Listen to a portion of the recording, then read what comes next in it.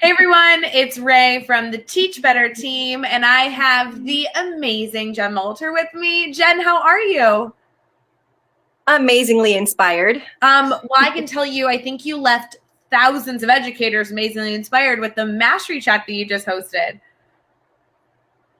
I hope so. It was phenomenal. My fingers, I'm surprised they're not cramped. I was like trying so hard to respond to everybody, and there were so many great tweets that I'm going to go back and like, if I didn't respond to you, I promise I'll go back and give you a heart something. Jen, I cannot wait to highlight the insanity of the chat that you just hosted. It was probably one of the most active chats that we've had in a super long time. Everyone was so engaged and they loved this topic. We were trending worldwide. I mean, it was redonkulous. But before we get to that, I just love that your first thought is I have to go back and spend another few hours on Twitter responding to everybody, because that is like the epitome of how I've gotten to know you. You are like the most generous person on the planet, doing so much for educators.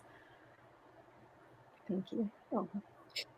So tell me, Jen, what was the inspiration for this chat? Well, I think when we're on break for those couple weeks, I think when we leave, we're so ready. We need that break. And over break, we get kind of used to the unroutine. And then we start thinking, oh my gosh, like break is going to end in a week. I have to go to bed at a decent time. I'm going to have to get up. I'm going to have to eat at the right times. I'm going to have to remember to schedule when I go to the bathroom, right? Because we can't go whenever we want. So I think a lot of teachers start to dread it. Like they feel like their freedom's being taken away. And it's like, that dread comes and just kind of lays on you, and then all of a sudden like you don't want to go, and the night before you can't sleep. And I don't want that to happen to every teacher across the whole globe. So I thought if we can pep ourselves up, that would be a great start. And thinking about the kids are going through the same thing. So if we can kind of recognize our dread and that like, oh my gosh, this is ending, the kids are feeling that way too. So we have to do something to pep ourselves up so that we can like welcome the kids back and say, hey, listen, it's going to be all right. We're going to love this again. Absolutely.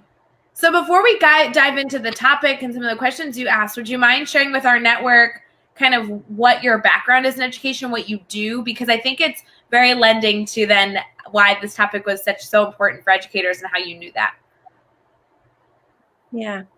I taught third grade for 9 years and second grade for 3, and then jumped into being a gifted intervention specialist. And then I still do that a little bit. And then I'm an instructional coach as well. So I've been in education for about 18 years.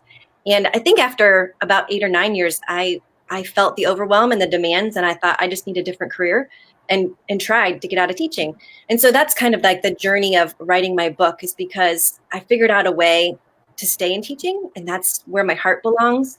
And I feel like there's so many educators, like really dynamic educators, who succumb to that overwhelm and leave, or even contemplate leaving, and then their heart's not in anymore. So I really want to get teachers to connect back with their why, so that we keep all you amazing educators out there. It's so important. And I'm in the midst of reading your book. I've really enjoyed what I've gotten to so far. And so I'm so glad that we were able to kind of share that and pitch that a little bit, especially in this live, because it's like totally something that is the perfect New Year's read for any teacher, especially as you're getting back in and need to just be rejuvenated. So it's fantastic. Good. Thank you. That was my hope. Yeah. So with then you hosting MasteryChat, you've actually done a lot of stuff with the Teach Better team. I know you do a lot of coaching with the teachers you work with. And then also you've done some live sessions in our private group. You're just constantly looking up your game and support teachers. For this chat specifically, was there a specific question that you asked that you were surprised by answers, or that maybe you were excited to hear people's answers? I thought the book title question was really funny. I loved that one. There were so many creative answers, and I just thought, wow. So I was responding to people. I'm like, okay, write a blog post on that one, write that book, because that's really good. That's going to sell. So I thought that one was fun. The thing that I love the gratitude one. Just seeing all the things that people are grateful for. And I purposely chose that because, and this is a huge lesson for everybody. If you want to shift your perspective, if you're feeling crappy, overwhelmed, whatever, you're just like, oh, I don't want to grade one more paper, or everything sucks, something like that. If you can think about things that you're grateful for really specifically, like I've got my little puppy on my lap. I think he's like 18 years old. He's like laying on my lap, and I'm grateful that I've had 18 splendid years with this little puppy. So when I think about all of the things that I'm grateful for, my perspective starts to shift and I get out of that overwhelm.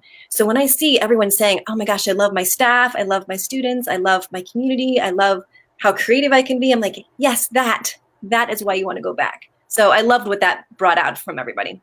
Oh, that was an amazing one. I think that also reminded people of how much they're grateful for. I know that you limited it. Most people shared about 3, but there's so many things. So I shared my 3, and then I was still looking. I'm like, oh, those 2. Oh yeah, I love those. And yes, that's also grateful. So you kind of like fill yourself up by hearing about what other people are grateful for as well.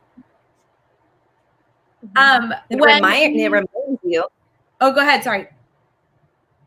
It reminds you of other things that you're grateful for. You're like, oh my gosh, yeah, I'm grateful for that too. So yeah, it just keeps filling.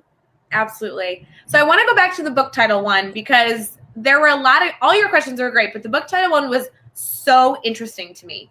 And I'm not going to be able to like pull it up fast enough on my phone of how you phrased it, but you essentially asked people to explain their story thus far in education in a book title, right? Mm-hmm. Yeah. And so I loved that, because there was such a variety of people that gave like very serious reflective titles. And then there were some hysterical ones of how this was like a second career. And it was like, oh my God, it's just, if there was any part of that chat that I would encourage anyone, if you could only look back at one question, there was so much reflection in one question when you asked people to name a title.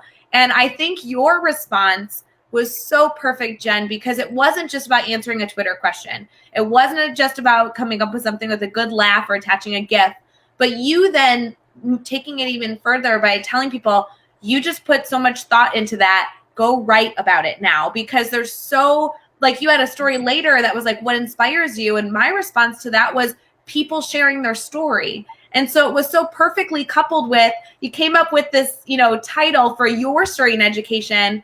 Now go write it and share it with people so you can inspire them and make them better. And did you do that intentionally? It was so beautifully done. I don't know if that was on purpose. I love coming up with questions. Like I love getting people to think. And so I don't know. I must have had some sequence, but I don't know if it was that beautifully pre-planned. Well, two of my favorites were, great unexpectations. I think that was one.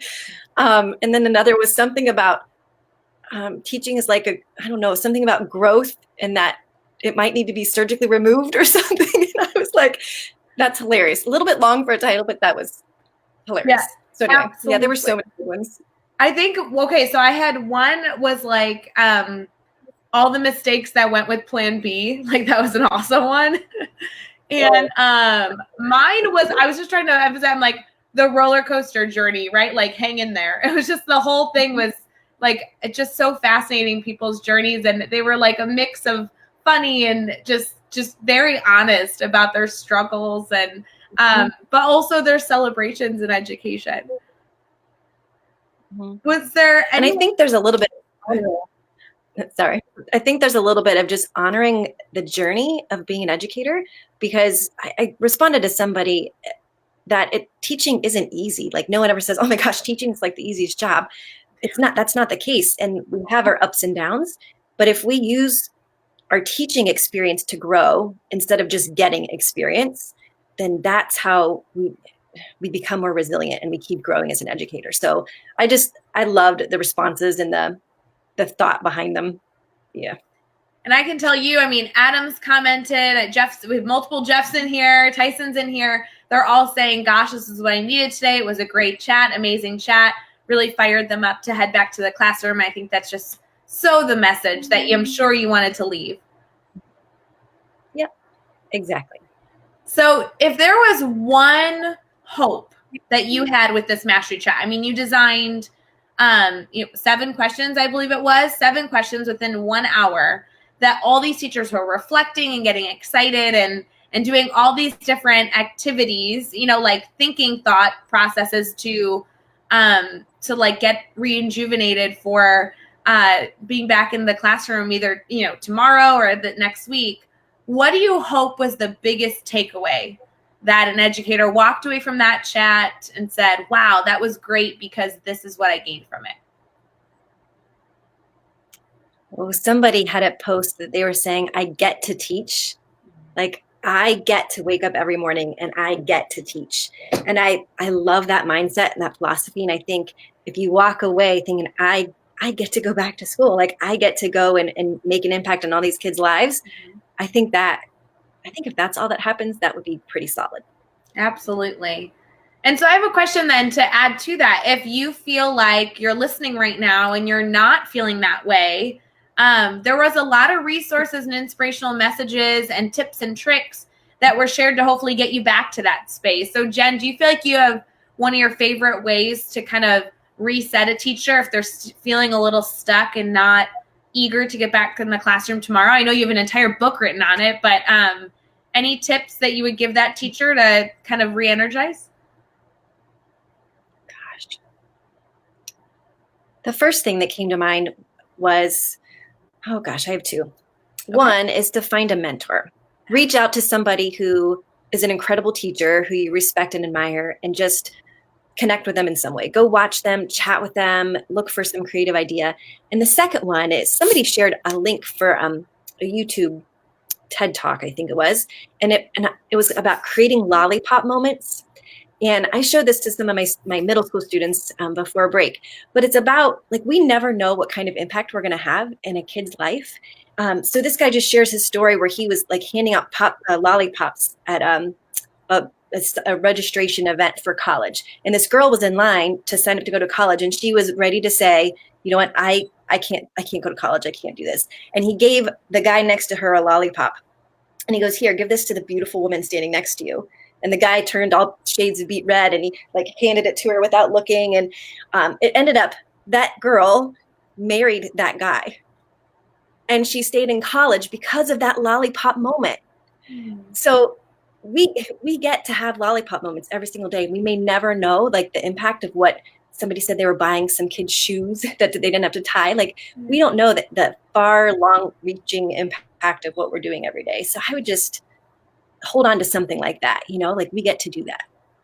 It's so powerful. Jeff Kaplan and Adam said that they are ready to be back in their classroom tomorrow. They get to teach and they love that mantra. Adam says he gets to go set up his classroom and he can't wait to go do that. So I think you left an amazing impact. You clearly had people fired up because they were in there all hour long with that hashtag trending. So Jen, I just know I speak for the whole team that we are just so appreciative of the work you're doing and so blessed to have you share your insight with the whole group today, because it was an amazing way to end a Thursday. I loved it. Thank you for the opportunity. So we have a few things, if you don't mind. I just want to kind of highlight two things going on with the team before we end our Mastery Chat conversation today. And Jen, I know that you have a lot in store of ways that you're going to continue to share your love and message with the team in 2020, which I'm not going to spoil the beans right now. I just know it's coming and I'm stoked. But the beans I can spill is one thing this morning. We just launched our Teach Better Speakers Network. So if you have not been to teachbetter.com today and you haven't caught any of the live videos, we had 13 amazing educators join our family for 2020 who will be able to share their expertise in a variety of areas. They'll be live with us within the next few weeks, just sharing their story, sharing about themselves, and we're so honored to bring them in. And so I encourage you all to go check that out at teachbetter.com/speakers network. And then last but not least, we have our winter blog series tomorrow. Our winter PD series tomorrow morning in our private group where Megan Deegan and I will be talking about Student Engagement 101. So if you're not in our private group, you can join by searching Teach Better Team in Facebook, or you can go to teachbettergroup.com and request to join there. But we've done 3 sessions, and this is our last one for winter break. And so we're really excited to share that out with our network. Jen, would you mind ending our live together by sharing maybe a resolution you have for 2020 or an exciting goal that you have for 2020 that you're excited to, work on for the year or share with educators? I don't know. I'm actually working on a vision board. I pick 5 images and I hang it up. So I've got my 2019 one hanging up, and one of them was to be an author. So like you look at those pictures all year long and you manifest it, like it happens. So I'm working on picking my 5, but it's always something to do like in the mountains, hiking wise. There's always something professionally, like leadership, speaking. I mean, my mission is twofold. Is one is just to re-inspire teachers because I want great teachers to stay, and 2, I really want kids to have learning and thinking opportunities. All kids, not just rote kind of stuff. So anyway, those are kind of my 2 teachery types of goals for this year. I love that. Are we going to be able to maybe convince you to come hang out at Teach Better Conference 2020? Yes. Yes. No convincing me. I'm in. Yeah. I love it. There'll be announcements about that later in February. But Jen, we would love to have you always continue to share. And we won't spill the beans on all the ways that you'll be contributing to Teach Better very, very soon. But we just love your insight. So continue to glow the way that you always do and support educators. Thank you. All right. Thanks, guys. We really appreciate it. Have a wonderful rest of your night. We'll see you later.